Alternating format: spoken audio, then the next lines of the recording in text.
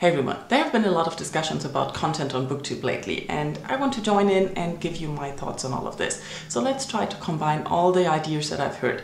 First, I want to start with talking about Leslie's video in her conversation over coffee. She talked about Booktube content and the standard type of videos, and she gives us her thoughts on the videos and what she thinks of it, why she does and what she doesn't. I think we all agree that we have 4 standard types of videos that we have on Booktube. We have the tag video, the review, the book haul, and the wrap-up. I personally like to film and watch tags. They are very informative and you get to know a lot about a booktuber, especially if you're a new booktuber. That gives you a chance to show the books you like and tell your subscribers and your audience what kind of books you read. If you've been watching my channel a lot lately, you have noticed that I've started trying to show books that I don't regularly show on Booktube in my tags, because that is a criticism that I hear a lot and that I experienced as well, that a lot of people just show the same books in tags, like either the same books they always show in the tags or the same books as everyone else. And that can be at some point boring, I do understand that. But if you pick books that you just don't regularly talk about it and use it as a chance to talk about the books that you maybe read before you started booktubing, I think tags can be great. Talking about book hauls, you know I hardly ever do them because I hardly ever buy books. You know that I've been trying to reduce my TBR pile and my unread books, so I don't like to have tons of unread books on my shelves and to own them. I feel the pressure of reading them, and I have less pressure when they are waiting for me in a bookstore. But I understand that people go out buying books and that they want to show them off. I think hauls can be fun. I rarely watch them because if you don't allow yourself to buy books, it's really hard to watch everybody have all these nice ones. When it comes to reviews, that's why I started this channel. My channel is called One Book, One Review because I started out with the premise of reading a book and making a review of it. I didn't know that Booktube existed when I started. I just had this idea for myself because I wanted to do something, I wanted to learn something new, and I wanted to talk about books. And that's what I still do. I still put up reviews for almost every book I read. I personally prefer watching reviews over book hauls anytime, because in a review you find out what the book is about and you get the impression that the person had of the book, why they liked it or why they didn't like it. And I really like that. I don't like reviews that are too long, and I've noticed that recently my reviews have gotten longer. I need to shorten them down a little bit again. I'm sorry for that, but I think I've been rambling a lot lately. Wrap-ups are part of my favorite videos, so I really love watching wrap-ups and I really love filming wrap-ups. Wrap-ups for me are a great way of keeping the subscribers and the audience updated of what happened in a month. You know that I include my videos and the discussions we had in the wrap-up so that you can see what you have missed maybe because the subbox is not always working perfectly, and also that you can go back and maybe read some more comments of others and just participate in the discussion. When it comes to the books, I try to give you a short summary of what I thought of the book and link to my reviews, because that's what I like. You get an overview of the book and the opinion of the person that read them, and if you want to know more you can go and watch the review, but if you don't want to know more then you don't have to. So that's why I really love wrap-ups. There are somewhat standard videos that are roaming around Booktube. We do have the Top 5 Wednesday started by Ginger Reads Laney, where everybody shows the top 5 books to a certain topic. I like these videos to a part. I tend to get bored after watching like 5, 6, 10 of those because it gets kind of repetitive. Even though you watch different booktubers, they are all talking about the same thing, and if you watch 10 videos of that, it can be boring. I do understand that. I've personally never done those, but I do like to watch them of my favorite booktubers of all, and also it's a nice way to discover new booktubers. Then we also have Poetry Thursday, which was started by Kim Lachelle, which is where people share their poetry and read it and talk about it. I'm not really a big fan of poetry, but I do love to watch Kim's videos. They are awesome, and there are also a lot of other people who make great videos about that.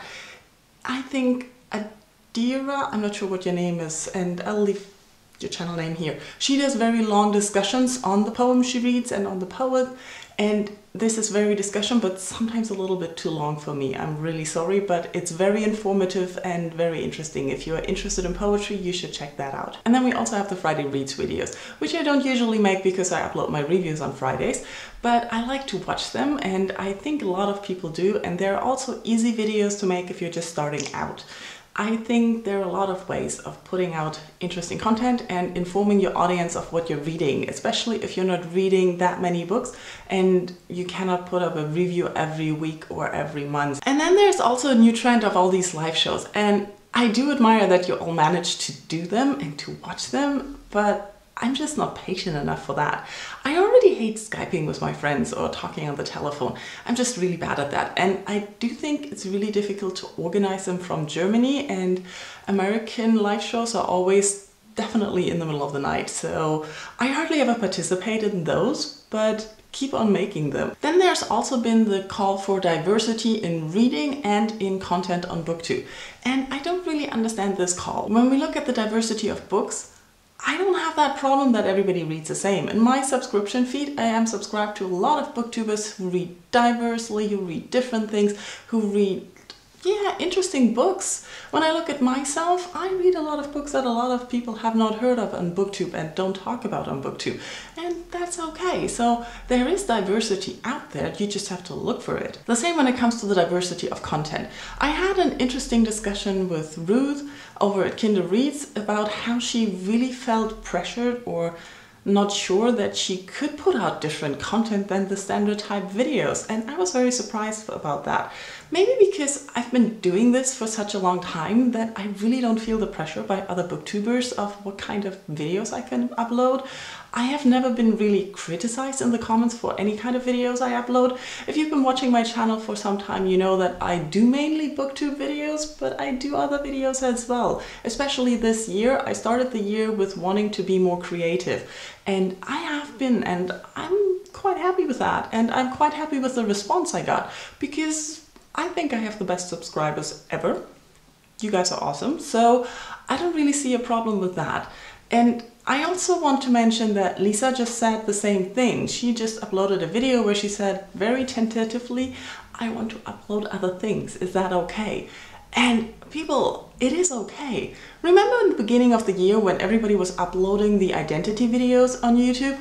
I'm going to link Matthew Gato's one because I really like how he points out that all the labels we attach to ourselves are just labels, but they are not our identity. So being a booktuber is definitely a label I put upon myself, but it's not all that I am. And I don't think we should limit ourselves by labeling us as booktubers and just allowing us to talk about books. In general, it's your channel. Do whatever you want with it. But what you cannot do is expect people to love it and watch it and get like 1 million views. I think that's generally a bad attitude when going into YouTube. Another person I want to mention is Mike Falzone, because if you're not sure if you should make a video about something, you should go watch his video where he talks about all those great videos that have not been made because all the great YouTubers talk themselves out of it. Going back to numbers, you know that I've been uploading a video every day in July, and they have been all over the place. And I thought it's very interesting to see what the analysis page from YouTube says about the views and the content and the subscribers and all these things. And I normally don't do that because it totally confuses me. But on average, my videos get watched like 65%. But when it comes to reviews, the 65% drops down to 40%. So that is interesting to know. And the shorter a video, the more percentage of views I get. Because on average, I think people view my videos about 2 minutes. So that is something interesting. But when I have more to say and the video gets longer, honestly, I don't care. If you don't watch the whole thing, you're not interested in the whole thing. So that's okay. If you unsubscribe, because if you look at the subscriber count that I got this month, in total I gained more subscribers, but I lost about the same amount of subscribers that I gained. So it's very interesting to see that putting up diverse content doesn't really mean you get more audience. So that brought up the question that I've been harboring for a while now with all these discussions for diversity. Is it really that the people call for diversity want more diverse content on Booktube in general? Or is it that they want their favorite booktubers to make more diverse content because they like to watch them, but they don't really like what they do? Just putting out that question. The last video I want to mention is Nicole's video on monetizing, and I think we're overthinking this. Yes, you have to mention if you're sponsored. Yes, you should mention if you got a book for a review. You cannot keep that secretly from your audience. That should be obvious. But I don't think that we have to really be open about why we monetize our videos, what we want to do with the money, because I think it's pretty obvious. Everybody on YouTube monetizes their videos because they hope to get some money out of it. I don't think that is a problem, and that needs to be talked about. And that brings me to the last point. This is my hobby. I'm doing this for fun.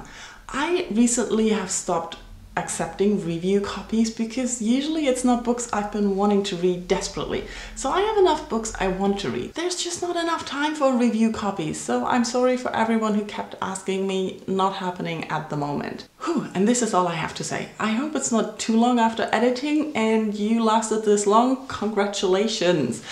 I really don't know what else to say. Thank you all for watching. Let's talk in comments about all the things. And I'll see you all tomorrow. Bye bye.